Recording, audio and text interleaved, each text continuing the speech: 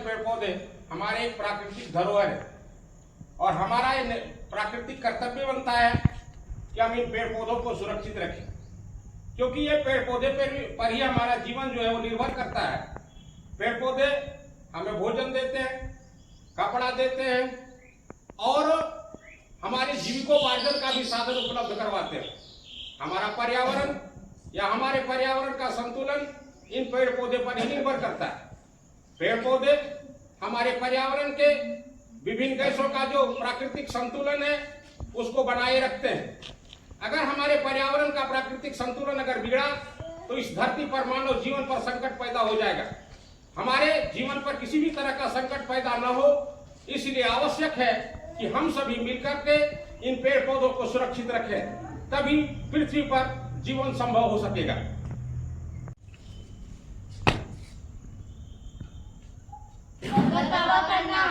खुश रहो बेटा, खूब फूलो फलो, तुम सब सदा चिरायु रहो। अब चिरायु होने की बात करें, आजकल तो हम सबका जीवन संकट में। आप तो जानते हैं कि वृक्ष कितनी तेजी से काटते जा रहे हैं।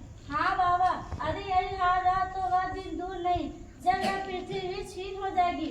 मनुष्य अपने स्वार्थ में यह भूल गया कि हमें काटकर वो अपना ही यही कर रहा है। बाबा, मैं भी तो कई दिन से चिंता में डूबा हूँ, इसलिए हम सब मिलकर आपके पास आए हैं। बेटा, मेरी इन विशाल जटाओं ने ना जाने कितने मनुष्य की पीढ़ियां देखी है। देखते देखते मनुष्य क्या से क्या हो गए। जिस देश में मनुष्य वृक्ष को भगवान मानकर उनकी पूजा की जाती हो, उसी देश में उनके साथ ऐसा अत्याचार। लेकिन बाबा, मुझे तो आश्चर्य इस बात का है कि हम वृक्ष उनके लिए इतना है, क्योंकि फिर भी हमें काटने से जरा भी नहीं डरते। मनुष्य इतना भी नहीं सोचते कि हम उनके। अब तो हमारा जीवन होने का भाव ही खतरे में, इसका तुरंत ही कोई समाधान खोजना चाहिए।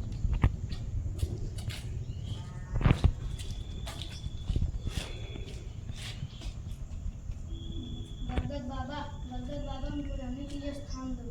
क्या हुआ बेटा, तुम इतने घबराए हुए क्यों? बाबा, वन में मनुष्य द्वारा पेड़ काटा जा रहा है। हम पशु पंछियों पर बड़ा संकट यहाँ पड़ा है।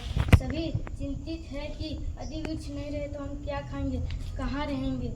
हाँ बाबा, हम पंछी भी बहुत ही दुखी हैं। सांस लेना बहुत ही मुश्किल होता जा रहा है। अब मैं कैसे गा पाऊंगी। बाबा, देखा अपने मनुष्य ने स्वर्ग में सारी प्राणी जगत में त्राही त्राही मचा दी है। हाँ, मनुष्य अपने स्वार्थ में अंधा हो गया है। मेरे बच्चे, थोड़ा धैर्य रखो। यदि मनुष्य ऐसा ही करता रहा तो शीघ्र ही उसके समक्ष गहन संकट की स्थिति उत्पन्न हो जाएगी। तब जाकर मनुष्य को वृक्ष का महत्व समझ आएगा।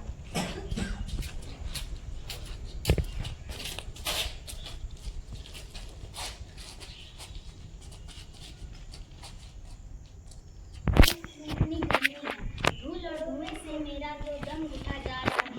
जहाँ देखो वहाँ मोटर, स्कूटर, गाड़ियों आदि धुएं और शोर। भैया, इस बरगद के नीचे बैठे कितनी ठंडक है उसकी छाँव में।